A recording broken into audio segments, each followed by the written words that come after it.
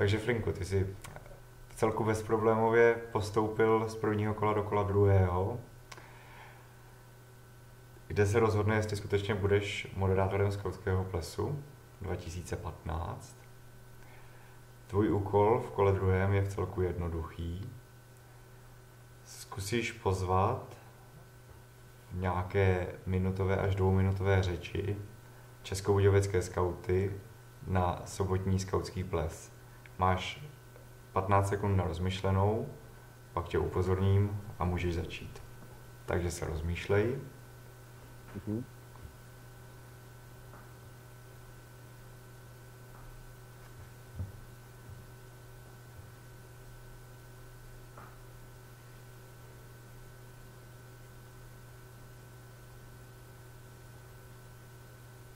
Můžeš začít. Dámy a pánové, bratři a sestry, milí skauti. Je mou milou povinností, abych vás pozval na skautský ples roku 2015, na skautský ples v 80. letech. 80. léta to jsou léta života, léta bujarosti a výbušná léta.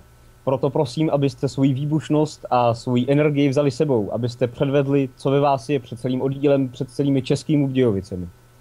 Zvu vás tedy na skautský ples 2015 s vámi i s vaší energií.